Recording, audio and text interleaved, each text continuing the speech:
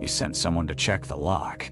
The maintenance guy said there were no signs of forced entry, no scratches around the mechanism.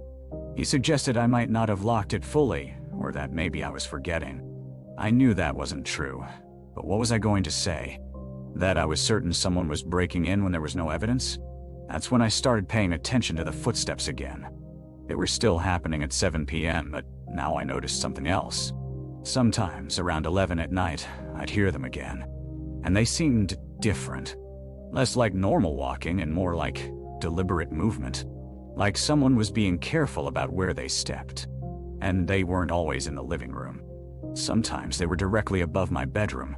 I bought a small camera and set it up in my living room, angled at my front door.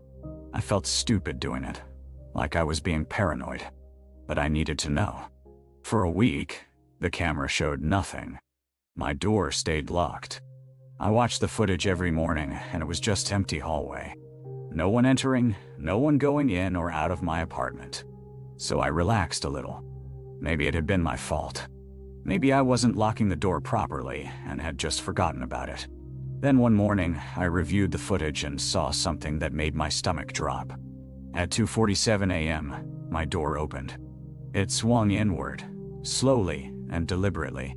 I could see a hand in the frame, just the hand and part of an arm. The person knew where the camera was. They stayed out of frame for the entire 30 seconds my door was open. 30 seconds of just a hand visible, holding my door open, then closing it again. I called the police that morning. The officer who came out was professional but skeptical. He took my camera footage, my report about the previous break-ins, and my statement. He said they'd increase patrols in the area and suggested I file a report with the property management company as well. He didn't tell me explicitly, but the tone of his voice made it clear he didn't think this was a priority. One video of a hand opening a door. No stolen items, no forced entry. It wasn't much to work with. I called my landlord again. This time, I was more direct. I told him someone was entering my apartment.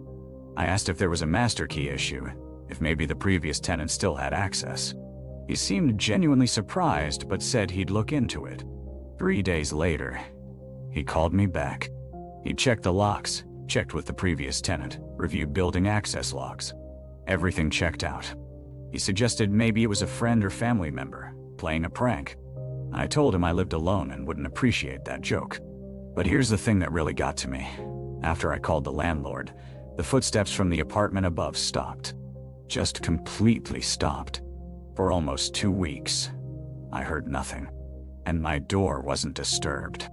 I started to wonder if maybe I was overreacting. If maybe the camera footage was a glitch or something I was misinterpreting.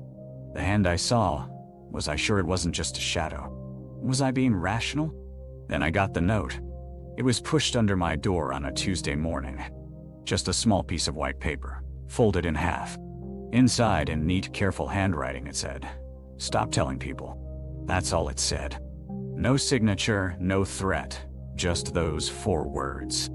I brought that note to the police. I brought it to my landlord. I brought it to the building manager. The police said it could be considered a form of harassment and they'd keep it on file, but without a clear threat, there wasn't much they could do. My landlord looked concerned but said he still had no evidence of anyone breaching the locks. I started researching the building. I looked up the rental listings, checked property records, tried to see if anyone else had reported issues. I found one post on a local community forum from someone who'd lived there 2 years ago. They mentioned missing items, a feeling of being watched in their apartment, and eventually they'd just moved out. They didn't go into detail about what happened, but the post was there.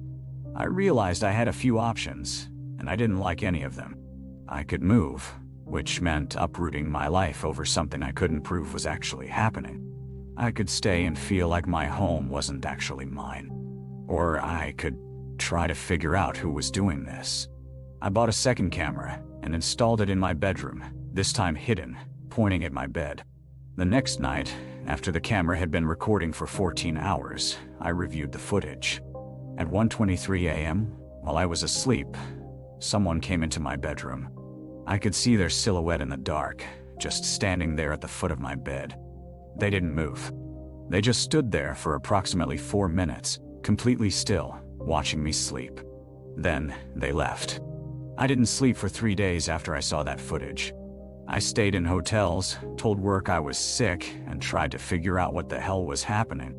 The person had bypassed my new camera placement somehow, or maybe they knew it was there and didn't care. They wanted me to know. That's what the note meant. Stop telling people. They didn't want this reported. That's when it hit me that whoever this was had been in my apartment enough times to know my routines, to know when I left, when I came back, where I slept. The footsteps above. I don't know if that was even the same person or just a coincidence, but someone had been monitoring me. I didn't go back to that apartment. I got a hotel room. Then I stayed with my sister for a while. Then I found a new place in a different part of the city.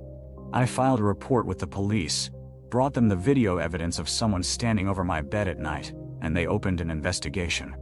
As far as I know, they never found out who it was. I still don't know how they got in. I never found evidence they had a key, and I never knew why they did it, or what they wanted. The not knowing is the part that still gets to me. Someone was inside my home while I slept. They stood there and watched me, and for weeks, I had no idea. I moved 6 months ago. I'm in a new apartment now on the 3rd floor.